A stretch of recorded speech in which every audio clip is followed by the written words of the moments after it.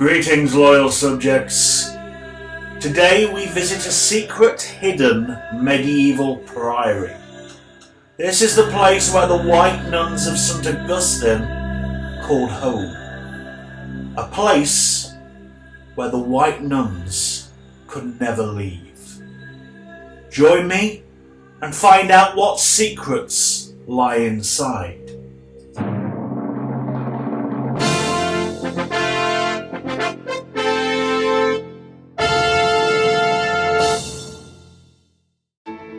So the priory in question is called Grace Dieu.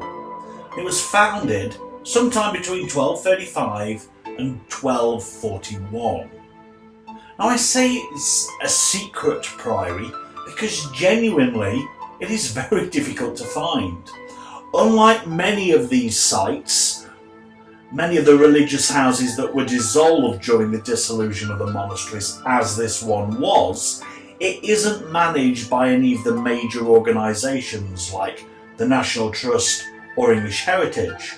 It is managed by a charitable organisation that is specially dedicated to this particular site. Now you actually park in a pub car park called the Bull's Head, and you follow a series of woodland paths and trails down into a valley until you actually reach the site. There are a few interesting points along the way, including this rather amazing viaduct.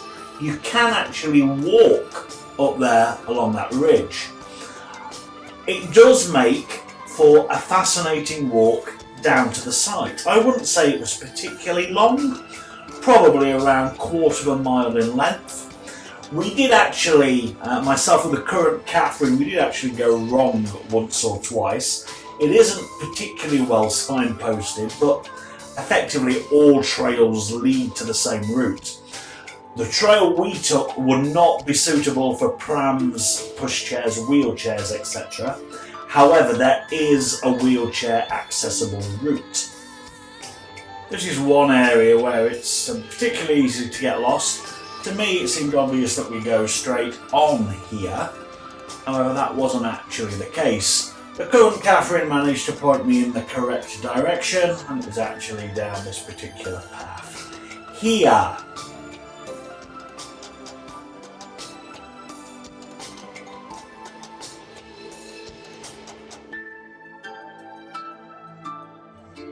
So after we pass through babbling brook and further woodland paths, we come finally to the ruins of the priory. Now it was founded between 1235 and 1241 by Rose de Verdun. She was a member of a local wealthy landowning family, and she endowed the priory, in her words, with all my manor of Belton, the Park, Warren and Mills, and with the manor of Kirby in Lincolnshire.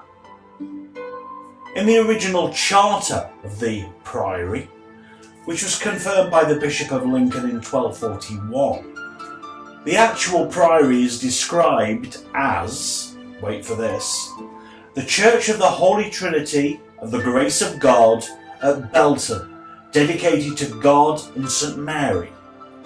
As you can imagine, that's a little bit of a mouthful, hence it became known as Grace Dieu, which is the name it is still known by today. When Rose died, she was buried within the chapel of the priory, and the sum of 12 pence was set aside each year to maintain a shining light on her tomb. The tomb and the effigy of Rose was actually removed at some unknown point, probably when the priory was eventually dissolved. The first prioress was called Agnes de Gresley. She was replaced in the year 1243 by Mary de Stretton, and there were slight concerns about the conduct of the nuns during those early years. By the year 1377, the priory had swelled to some 16 nuns. Now it was an independent Augustine priory, meaning that it was excluded from outside control.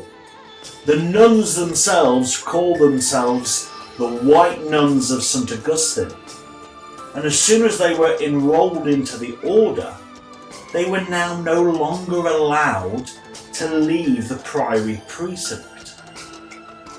In 1538, as a lesser monastery, it became one of the first of the religious houses to be involved in the dissolution.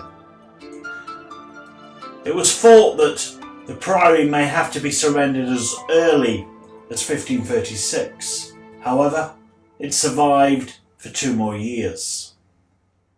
It was valued by the Crown in 1539 at the grand sum of £125, and it was granted to the Earl of Huntingdon. He in turn passed it down to John Beaumont. John Beaumont was the husband of the daughter of the Earl of Huntingdon's younger brother. When Queen Mary ascended to the throne in 1550, he became Master of the Rolls. However, 2 years later he was in disgrace. He abused his position, fraudulently taking money on the side, and he was removed from office and all of his lands were forfeited. He died soon after. His wife managed to claim back the land some 5 years later, and they continued to be passed down throughout the family. The property got turned into a typical manor house. Interestingly, as you look around the site, you can see distinct differences between the old priory and the manor house.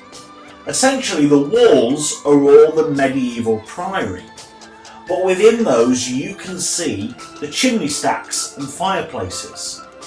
These were part of the manor house, not the original priory. The site is considered one of the most paranormal in the country. Its main phenomena is the White Lady, a ghost that is said to appear without any arms or legs. How true this is, we don't know.